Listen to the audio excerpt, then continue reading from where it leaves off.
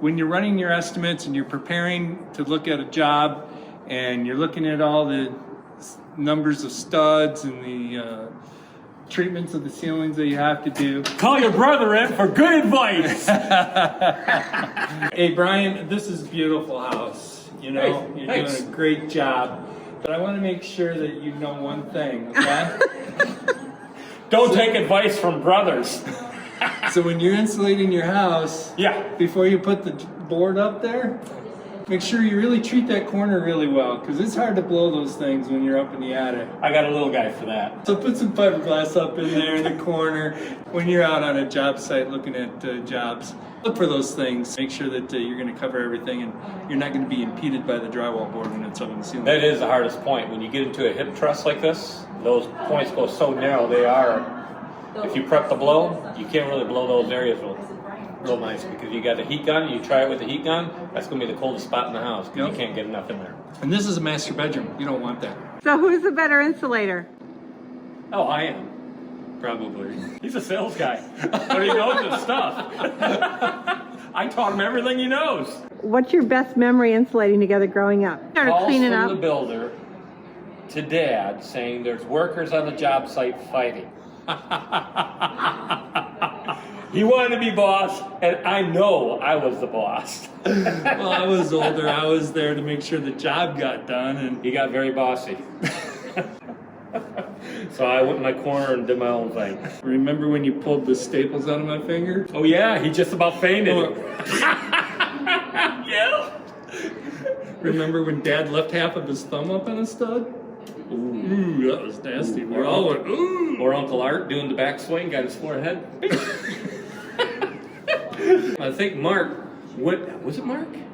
I think it was. Went up through the scuttle hole, hit one of the lights, socket, electrocuted him, fell straight back down. The very first job I ever went out on was with Uncle R, and he was in a truck, and the truck had carburetor issues. So he's out there pouring gasoline in the carburetor. He says, "Barry, turn the truck over." Pow! And blew up. I just saw flames, and he's running around, and he's on fire. There was a pile of brick sand right there, so he stopped, dropped, and rolled. And I grabbed the fire extinguisher, and I went, it was Nothing. a 10-year-old fire extinguisher. It was like, Actually, these guys are so old that they did things before codes and all that There's kind of more than stuff. 100 years experience here. think about that. We're so old. Not 100, almost. We're so 55, old. 50, I'll be 53. Yeah, but you didn't start when you were a baby. It runs it up. We're so old we remember cellulose coming in craft bags and being this big. Yeah. Yeah, making tunnels. Yeah, for a Halloween deal. Oh, that was great. That was The pretty good. best tunnels. Yeah. And that big old barn we had to stock. Yeah. Yeah, we got 600 bags coming.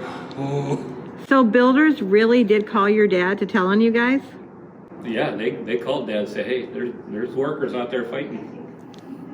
You know, and not fist fighting, just yelling at each other. Yeah. He wouldn't listen. So what are you gonna do? I don't listen. That's my Yeah. wife. I don't listen. Well, right now I got my mechanicals going, so I need inspections on that. As soon as you get your plumbing, electrical, and heating inspection, you can get your build inspection. As long as I have all my bearing points, hangers, which I'm in the midst of doing, and roofing. For those inspections, you get your build inspection, and then you're ready to insulate. Then you got to have insulation inspection. What's going on in these walls? I'm putting up a netting on the walls, and now I'm going to dense pack it with fiberglass.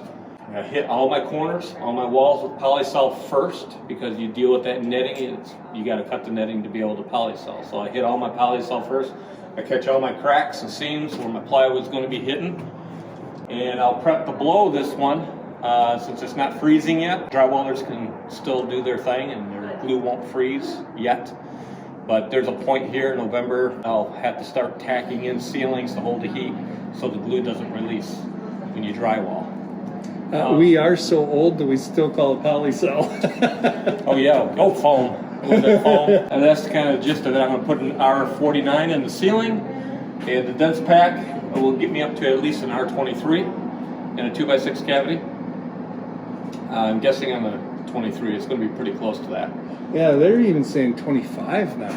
25. Yeah. I had to go to my older brother for that one. See that? Then you do what you can on sound, but other than that, it's almost good to go. I'm excited. Can't wait. My wife can't wait.